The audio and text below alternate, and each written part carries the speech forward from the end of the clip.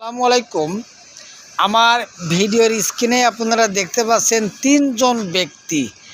একজন ঢাকা বিশ্ববিদ্যালয় থেকে ভিপি নির্বাচিত হয়েছিল এবং গণ অধিকার পরিষদের কেন্দ্রীয় সভাপতি। আর একজন গণ অধিকার পরিষদেরই নেতা ছিলেন, তিনি দল ভেঙে এসে আমজনতা দল তৈরি করেছে। আর একজন আছে রাশেদ খান, তিনি গণ অধিকার পরিষদের সাধারণ সম্পাদক, কেন্দ্রীয় সাধারণ সম্পাদক। এই যে আপনারা তিনজন ব্যক্তিকে দেখছেন, এরা কিন্তু বাংলাদেশের সর্বপ্রথম বা কাতারের আন্দোলনকারী বা বাংলাদেশ পরিবর্তন হোক, দুর্নীতি সন্ত্রাসী চাঁদাবাজির হাত থেকে বাংলাদেশ পরিবর্তন হোক বা বাংলাদেশ ভালো জায়গায় আসুক, এরা এই নিয়ে আন্দোলন শুরু করেছিল। শেষ পর্যন্ত কি করলো,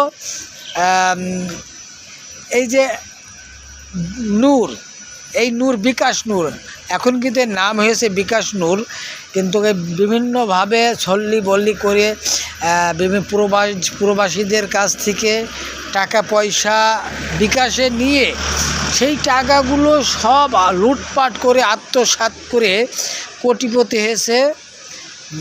এখন ধনীদের মধ্যে একজন, এই বিকাশ নূর ধনীদের ভিতরে একজন। আর এই রাশেদ খান নিজের স্বদল গণ অধিকার পরিষদ ছেড়ে বিএনপিতে যোগ দিয়েছে, টাকার লোভে, স্বার্থের লোভে, ক্ষমতার লোভে, নিজের দল ছেড়ে। আর এই আমজনতার তারেক কখনো কুকুরের সাথে ঘুমায়, কখন শিয়ালের সাথে ঘুমায়, কখনো কার পা ধরে, কার হাত ধরে, মানে কার কাছে ধান্দাবাজি করবে, সিটারি করবে, বাটপারি করবে, এই ধান্দাগুলো করে বেড়ায়।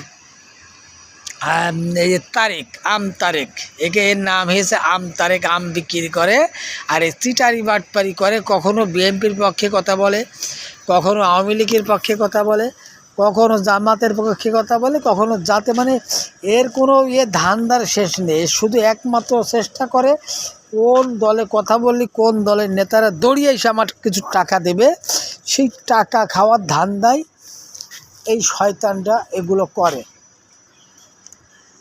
তো এই সব বাটপাররা দেশের বর্তমান ভাবমূর্তি নষ্ট করেছে। এরা বড় বড় কথা বলে সেই জায়গা থেকে সরে যেয়ে নিজেদের ফায়দা লোটার জন্য, নিজেদের আখেরি গুছানোর জন্য দেশের ভাবমূর্তি, দেশের আন্দোলনের ভাবমূর্তি, দেশের মানসিকতা নষ্ট করেছে এই তিন বাটপার। এই যে বিকাশ নূর, বাটপার রাশেদ খান, বাটপার তারেক রহমান, এই তিন বাটপারে দেশের ভাবমূর্তি নষ্ট করেছে।